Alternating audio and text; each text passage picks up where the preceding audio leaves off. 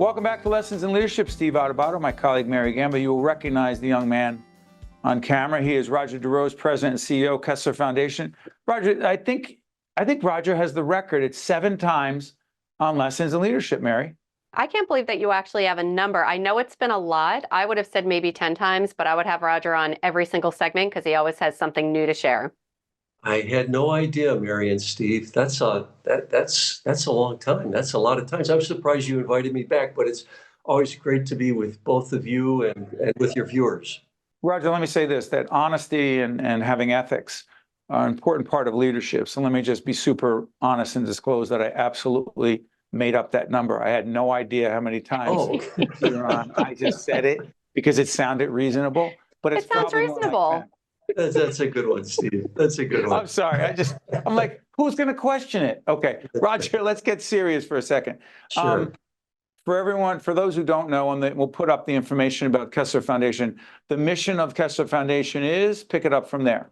Well, Steve, we're all about helping to change the lives of people with disabilities, and we do that through our research mission, and we focus on brain and spinal cord injury and stroke and MS and autism and several other neuromuscular conditions. And then we're also a grant maker to nonprofit organizations that are helping businesses create jobs and employment opportunities for people with disabilities to reintegrate them with the workplace, with the community, with the family. Well said. And before Mary jumps back in here, because I know there's a whole range of things she wants to talk about, I want to do this. We've been partnering with Kessler Foundation for many years now. Rodger is a student of leadership. He's very focused on the coaching and mentoring and the developing of future leaders. And dare I call it succession. Okay, I'm going to put it that way, Rodger.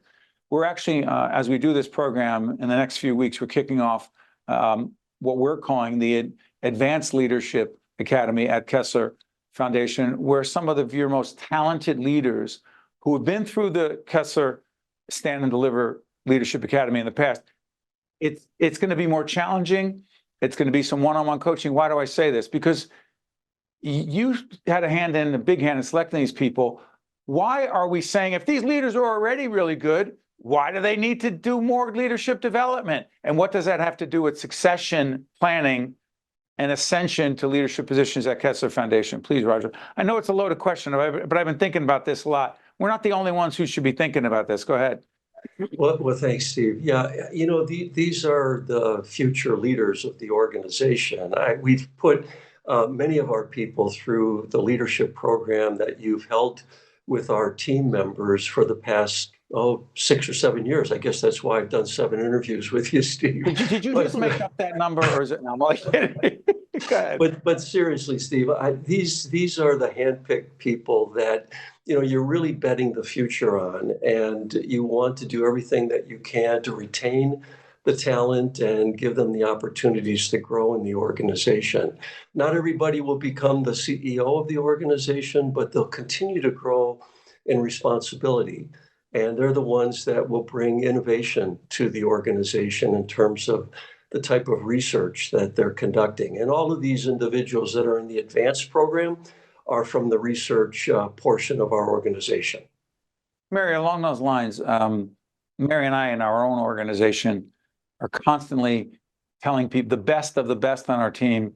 We're trying to expand their portfolio, challenge them more. When people say, and I won't get on my soapbox here, when people say, I'm done, I'm where I need to be as a leader, that's when you know you have a problem. Fair to say, Mary? Yeah, no, definitely fair to say. And Rodger, we talk about it all the time, the connection between leadership, innovation. You talked a little bit about innovating in terms of the services and how things change and the types of patients you're treating. Talk a little bit, though, how you can get buy-in from your team to be innovators, to be entrepreneurs within Kessler. How do you get that type of leadership? We talk about everyone is a leader. How do you get the people in your team to buy into that innovative culture? You used the word entrepreneur, and I think to turn it inside, to be an entrepreneur in an organization, it takes a great deal of collaboration. I think many organizations get stuck in their silos. And one of the great things about our organization, and I think you and Steve sense it when you talk to our people, is that they're great collaborators, they're great partners, both inside the organization and outside the organization. So there's this openness to innovation where it doesn't have to come from just them, but it's really looking beyond them to try to make connections, to develop the next breakthrough that will help patients. And everything has to be patient-centric in terms of um, uh, doing the type of research that we're conducting that is going to bring an ultimate benefit and improvement in the effectiveness of the treatments and the interventions that we're doing in the hospitals and in rehabilitation centers around the country and around the world. Do us a favor, and Sylvester will do this, our great editor and post-production end. Let's make sure we put up the graphic for Kessler Foundation. If people want to find out more, if people want to contribute, if people want to be part of the important work that Kessler Foundation is doing, that's how you can do it. But I'm curious about something, Rodger. You and I have had 1 million offline, and 1 million is a bit of an exaggeration. I'm making up numbers. We've had a lot. We've had a lot, and a lot of luncheons with no wine. It's interesting. We do not drink, because we're trying to be very focused. But one of the things Rodger and I talk about all the time is, he used the word entrepreneur. Mary raised the question, is everyone a leader? Which is a chapter in Lessons in Leadership 2.0, my new book, which I'm uncomfortable plugging. That was a joke, Rodger. So, Rodger, do you really believe that entrepreneurs, leaders, they're just who they are? They're born that way. It's in their DNA.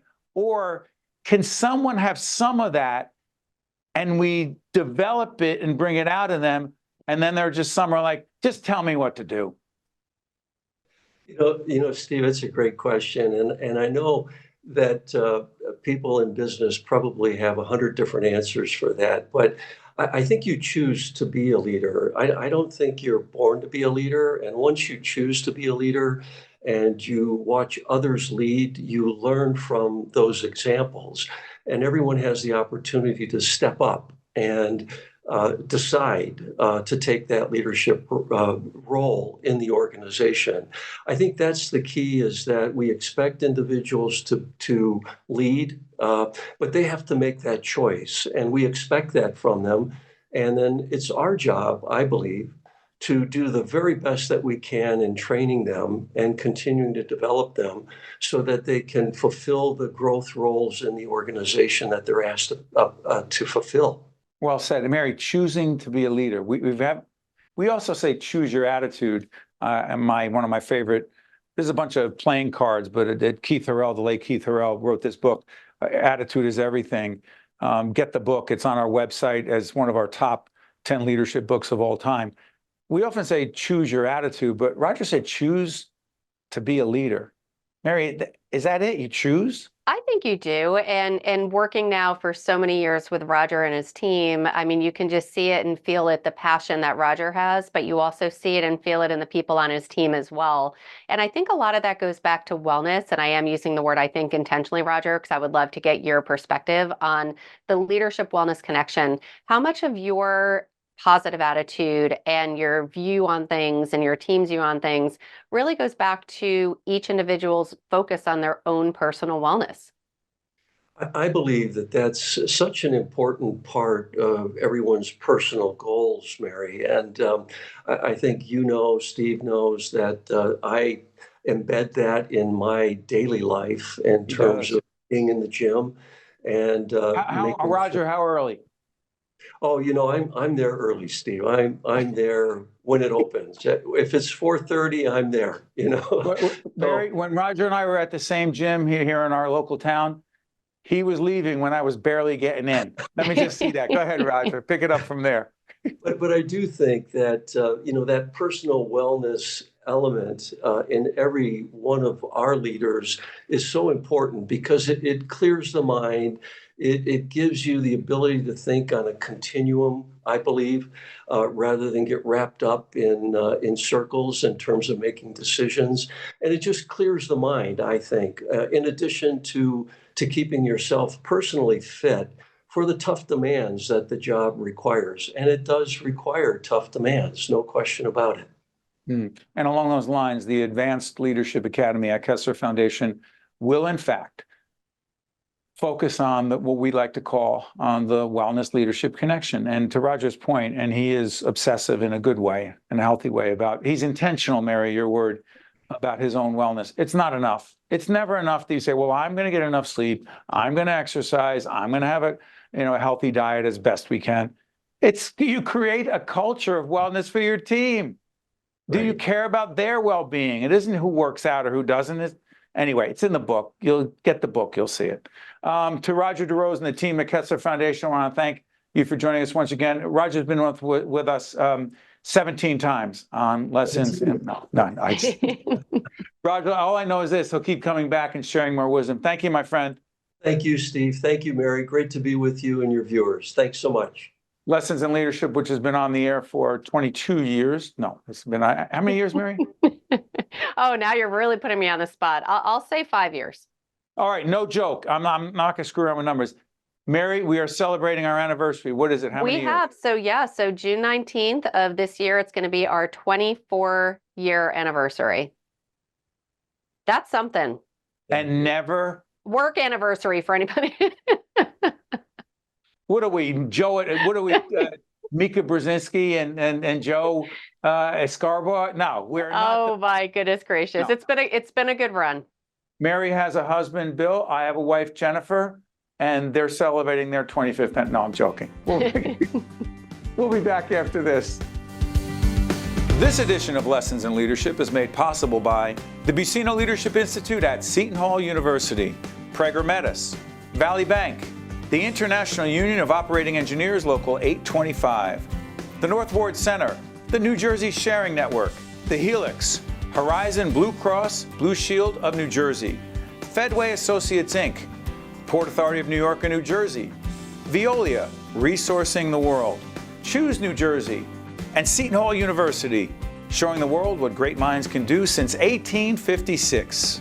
This is Mary Gamba. If you want more leadership tips and tools, log on to stand-deliver.com. That's stand-deliver.com. Promotional support for this edition of Lessons in Leadership with me, Steve Adubato, and my colleague Mary Gamba has been provided by NJ.com, NJBIA and New Jersey Business Magazine, CIANJ and Commerce Magazine, and the Meadowlands Chamber and Meadowlands Media.